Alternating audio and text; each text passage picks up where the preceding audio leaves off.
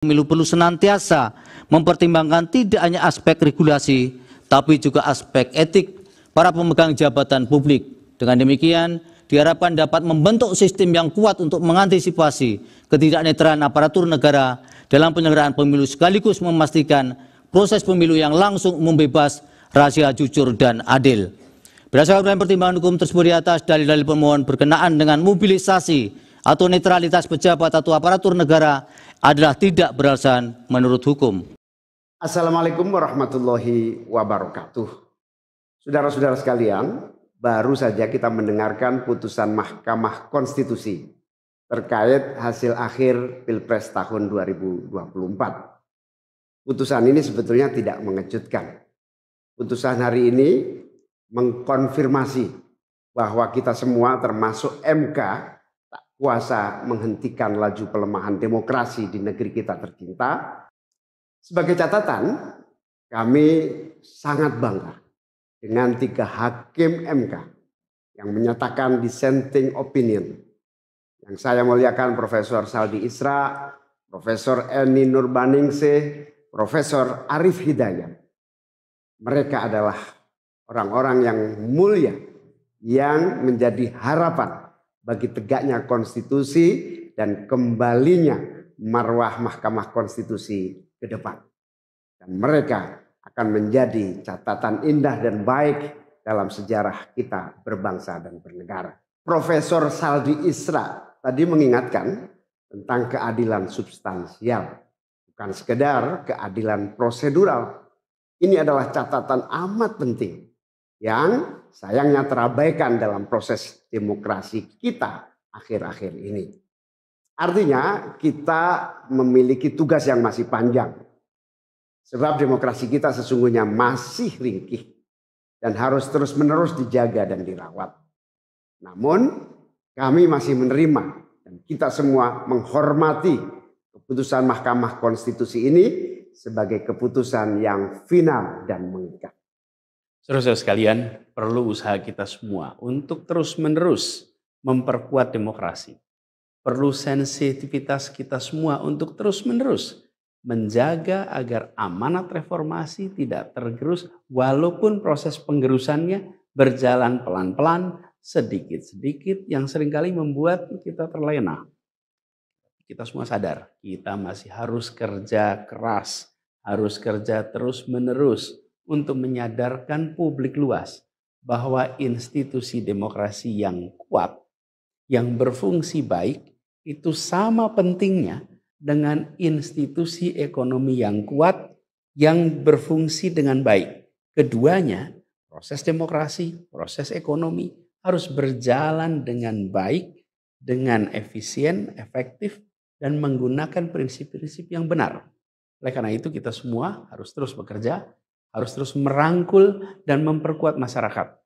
Agar dalam proses demokrasi masyarakat kita bisa kebal terhadap imbalan-imbalan iming-iming jangka pendek dan tahan terhadap ancaman-ancaman dan tidak ada lagi pihak-pihak yang melakukan itu pada masyarakat kita. Saudara-saudara, atas alasan ini semua kami akan terus berkomitmen terhadap gerakan perubahan dengan cita-cita jangka panjang, memperkuat pilar-pilar demokrasi, serta menghadirkan keadilan dan kemakmuran bagi semua dalam kesempatan apapun yang bisa kita raih di masa yang akan datang. Cita-cita kita untuk membangun negara yang menjamin keleluasaan berbicara dan kebebasan mengkritik. Negara di mana warganya bebas memilih tanpa iming-iming imbalan sesaat dan tekanan maupun ancaman. Ini tidak akan berhenti. Kita harus terus berjuang bersama-sama. Namun saudara-saudara, kepada seluruh para pendukung yang telah menitipkan aspirasi perubahan kepada kami sebagai capres dan cawapres, kami harus sampaikan. Disinilah ujung perjuangan konstitusional kita dalam Pilpres kali ini. Keputusan MK hari ini menjadi penanda berakhirnya Pilpres tahun 2024. Keputusan MK hari ini menjadi penanda berakhirnya seluruh proses Pilpres 2024. Saudara sekalian, salah satu prinsip demokrasi yang baik adalah peaceful transition of power. Perpindahan kewenangan yang berjalan dengan damai dari presiden petahana yang segera akan berakhir masa jabatannya kepada presiden terpilih. Dengan segala catatan tentang problematiknya proses Pilpres 2024 kali ini, kami berkomitmen untuk menjaga prinsip peaceful transition of power itu. Dan kami memilih untuk menjadi bagian yang terus menjaga, terus membangun mutu demokrasi di Indonesia. Oleh karena itu, pada hari ini kami menyatakan bahwa bagi kami, proses Pilpres 2024 telah terlewati seluruh fasenya. Kami sampaikan kepada Pak Prabowo dan Pak Gibran, selamat menjalankan amanat konstitusi, selamat bekerja menunaikan harapan rakyat yang kini diembankan di atas pundak bapak-bapak berdua. Saya sempat berkali-kali ditanya pendapat pribadi tentang Pak Prabowo. Dan saya jawab, beliau adalah seorang patriot. Hari ini saya terus mempercayai sebagai seorang patriot. Beliau adalah seorang yang telah mengalami pendidikan modern sejak usia belia dan berasal dari keluarga intelektual yang amat terpandang. Maka Pak Prabowo tentu paham bahwa dalam demokrasi yang baik, menerima keberadaan oposisi sebagai partner dalam bernegara, menjaga keseimbangan dan independensi 3 cabang kekuasaan, yaitu eksekutif, legislatif, yudikatif. Lalu menjamin kebebasan media sebagai pilar keempat demokrasi, serta yang tidak kalah penting adalah menjaga kebebasan rakyat di dalam bersuara, di dalam mengungkapkan pendapat, di dalam berserikat berkumpul dalam sebuah proses demokrasi. Dan sebagai seorang patriot didik, saya percaya Pak Prabowo akan mengembalikan dan akan menjaga nilai-nilai demokrasi ini di masa-masa Indonesia ke depan. Saudara-saudara sekalian, dalam kesempatan ini izinkan kami menyampaikan rasa terima kasih sedalam-dalamnya kepada seluruh pihak yang telah membersamai perjuangan kami.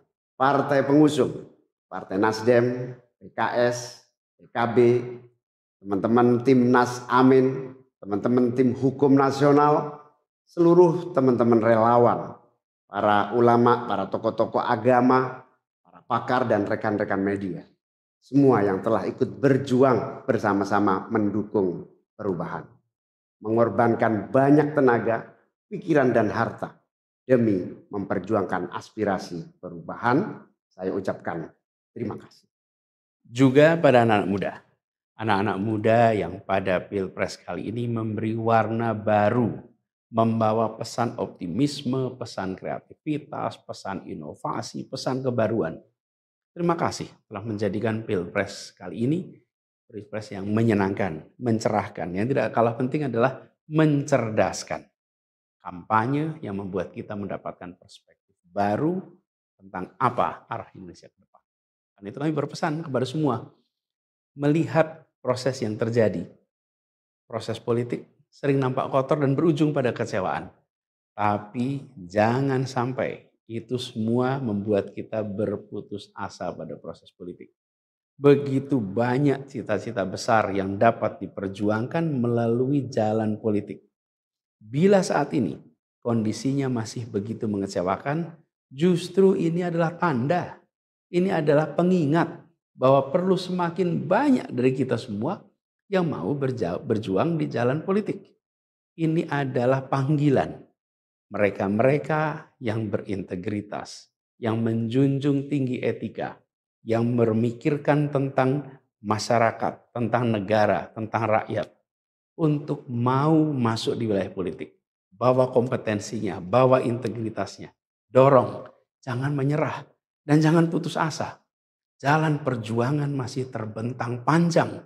Sepanjang usia Republik ini masih terbentang jalan pengabdian untuk melakukan perubahan bagi keadilan, bagi kesejahteraan, bagi kemakmuran kita semua. Dan itu dibutuhkan kemauan untuk mau terlibat di dalam proses politik. Jangan putus asa, mari kita jalan terus untuk perjuangan ini. Teman-teman semua, marilah kita lanjutkan perjuangan. Mengubah yang memang perlu diubah.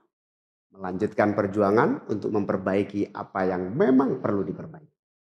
Dalam berbagai kesempatan dan ruang yang tersedia di masa yang akan datang. Insya Allah saya dan Mas Anies akan terus membersamai teman-teman semua di dalam memperjuangkan kebaikan dan perbaikan menuju Indonesia yang adil dan makmur untuk semua. Tetap semangat, jaga stamina, perjuangan masih panjang. Izinkan kami menyampaikan terima kasih. Terima kasih kepada semua. Semoga Allah Subhanahu wa taala merahmati negara Republik Indonesia dan melindungi kita semua. Assalamualaikum warahmatullahi wabarakatuh.